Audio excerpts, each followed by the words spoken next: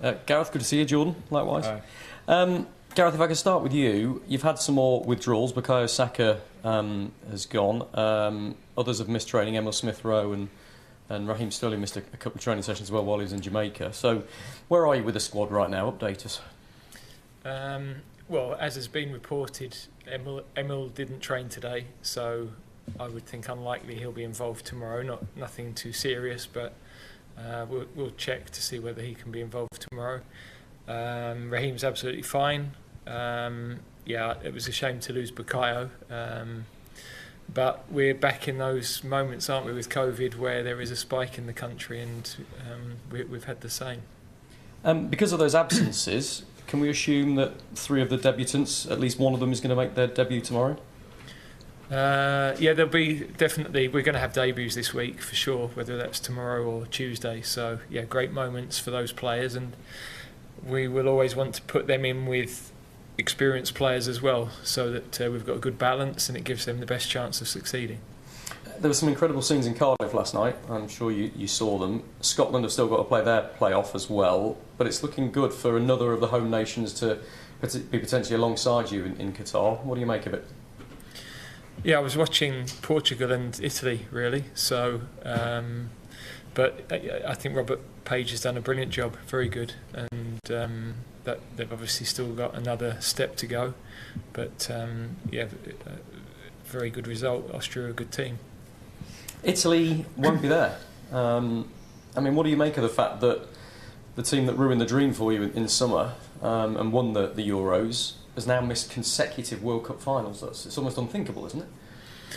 Well, it's a big surprise. I think it's clear that sometimes teams have a cycle, and whether that was the cycle or whether the after effects of the final and the emotion of it and everything else, I think that's where our players did so well, to recover from the emotion of the final and then to perform as they did in the autumn was absolutely fantastic. I think easily underestimated. I think qualifying always is anyway, but so I suspect, looking at the results and the performances the way they went, and Italy were in that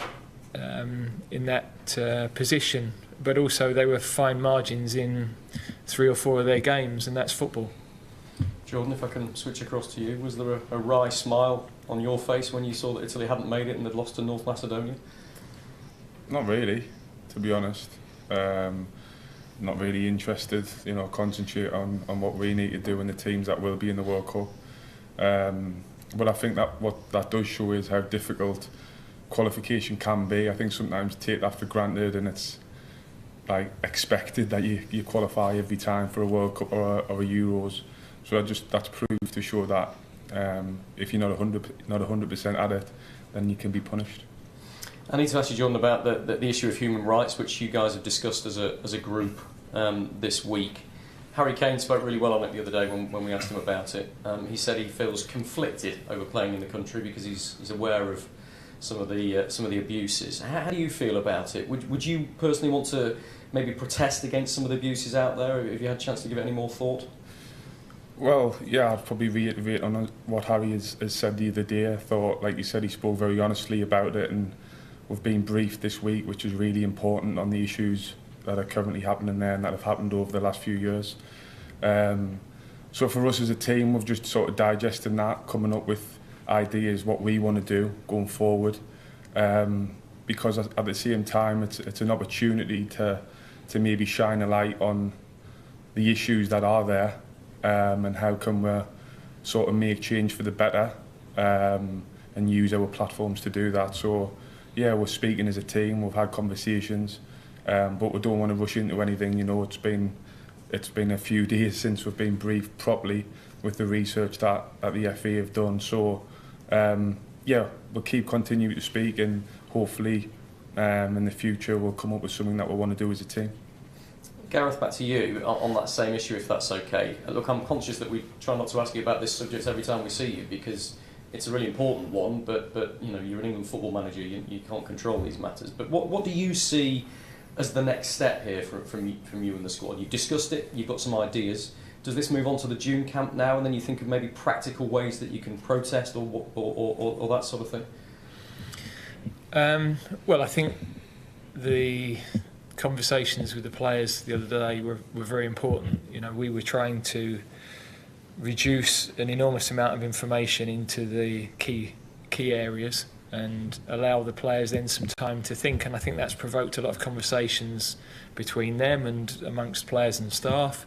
So I think they're thinking through how do they best respond, how do they try to affect the things that we might be able to affect. And I think, again, I repeat, I think there are some things that are cultural and religious that are going to be very difficult to affect and change. But there's an opportunity to use the voices and use the platform in a positive way, without a doubt. There's a long period in order to do that, so I don't think we should rush into that, and I don't think the players feel they could rush something out and not quite come to the right conclusion or the right idea. And I repeat, I think whatever we do, we're going to be criticised. So we're going to try and do our best. We're going to, we're back out to Qatar for the draw. And from an FA perspective, that means more chances to meet people on the ground. And there are workshops regarding these issues, human rights issues, around that draw as well, which we've got people attending. So there is going to be things ongoing throughout the year. And I think the players have stepped up to the plate enormously on various issues. This week alone, we've got tomorrow's game dedicated towards the Alzheimer's Society. Tuesdays is obviously towards people in Ukraine. So, you know, we've got to use our voice in the right way at the right time. But of course, there are lots of other issues as well that we're all dealing with. And last one from me. Do you see this as something that the players choose and they drive it now that you've given them the information, or will you and the FA try and steer them down a certain path? I think there's a combination of the two, really, because nobody's in disagreement about the things that are happening and the things that are unacceptable, and the things that we'd like to help change. I always think it would be dangerous for the FA. You know, the FA have never stopped anybody speaking about these matters, and it would be dangerous for us to be telling the players what to do in something like this. I think they've got their own thoughts, their own minds. They're bright people. They've made a brilliant impact in other areas. Equally, there's power in us being able to do something together, or maybe even with some of the other European nations, or whatever that might look like. So there's conversations going on all the time in the background, and it would be wrong to say we're just pushing things to one side. It's frankly, we're talking more about it than many other things. So, but I agree. I think the players have got a good voice. We should allow them to come up with their ideas. If we can support that and help shape that, then we also want to do that.